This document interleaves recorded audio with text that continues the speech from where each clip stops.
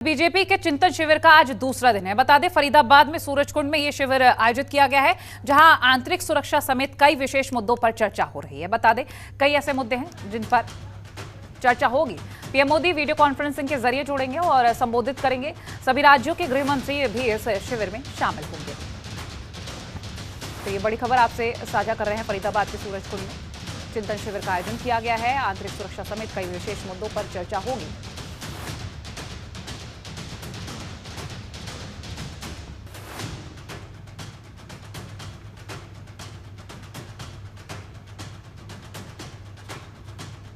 सुनील चौधरी हमारे साथ phone line पर जुड़ गया अधिक जानकारी के लिए। सुनील, आपसे जानेंगे, दूसरा दिन है चिंतन शिविर का और सभी राज्यों के गृह मंत्री इस शिविर में शामिल हो रहे हैं। क्या कुछ अपडेट है दूसरे दिन की? जी कोमल, देखिए, मैं बताना चाहूंगा कि कल जैसे कि अमित शाह केंद्रीय गृह मंत्री फरीदाबाद के अपने 2 दिवसीय दौरे पे आए थे। यहाँ पे उन्होंने चिंतन शिविर का जो है उनके लिए आयोजन किया गया था, ताकि इसमें जो राज्य लगभग 17 जो राज्य हैं जिसमें समर्थित बीजेपी की सरकार है या इंडिपेंडेंट सरकार है, उनके सभी के गृह मंत्री जो है यहाँ पे आए हुए हैं।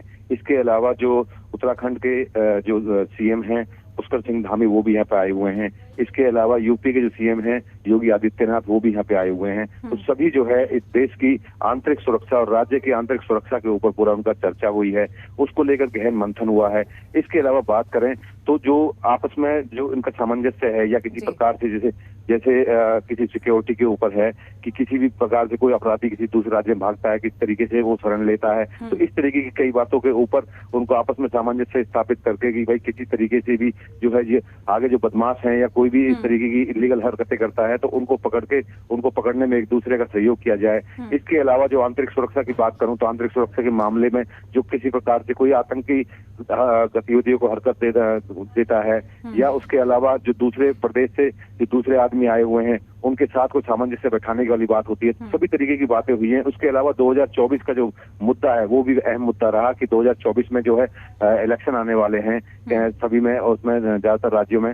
उसके अलावा जो गुजरात के जो इलेक्शन है वो भी आने वाले हैं। तो सभी के लिए कोमल सभी के ऊपर बैठ के इनमें तसल्ली से बातें हुई हैं। उसके अलावा दूसरा चिंतन शिविर का दूसरा दिन है आज। दूसरा दिन होने के बाद सबसे पहले बता दूं कि अभी 10 से 10:30 के बीच में जो एनआईटी का जो बस स्टैंड है फरीदाबाद का, उसका मुख्यमंत्री मनोहर लाल खट्टर जनता को समर्पित करेंगे और वो बनके तैयार हो चुका है पूरी तरीके से, जिसमें कैबिनेट मंत्री मूलचंद शर्मा और केंद्रीय राज्य मंत्री कृष्णपाल गुर्जर और उनके साथ तमाम जितने भी यहाँ के एमएलए हैं, विधायक हैं और दूसरे चेयरमैन वगैरह हैं, सभी यहाँ पे मौजूद रहेंगे। तो उसके साथ साथ उसके बाद 10 साढ़े 10 बजे के बाद सीधा फिर चिंतन शिविर में जाके उसके बाद आगे की रणनीति के ऊपर विचार किया जाएगा कि किस तरीके से बीजेपी पार्टी को जनता के बीच में एक अच्छी सुशासन वाली पार्टी के रूप में स्थापित करने के लिए क्या क्या काम किए जाएं और किस तरीके से जनता के बीच में अपनी उम्मीदों को ऊपर खरा उतर सकें। जी कोमल।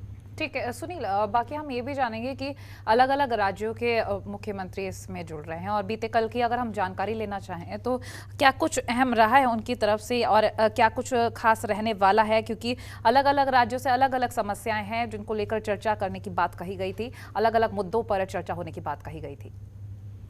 जी कोमल, देखिए, अलग अलग मुद्दों के बारे में तुम्हें बता दूं कि सबसे पहले जो है यहाँ पे जो केंद्रीय गृह मंत्री हैं अमित शाह, उनका सबसे पहला मुद्दा, अहम मुद्दा यही है कि देश की जो आंतरिक सुरक्षा है उसको कैसे मजबूत किया जाए।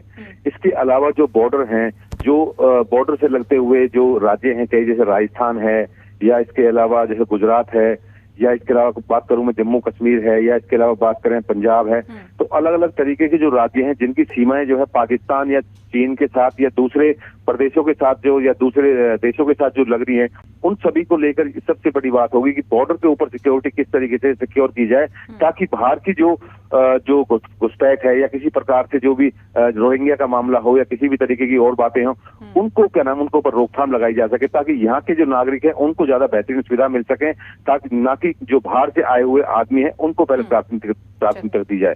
तो जी कोमल। चलिए, बहुत शुक्रिया सुनील ये जानकारी हमसे साझा करने के लिए।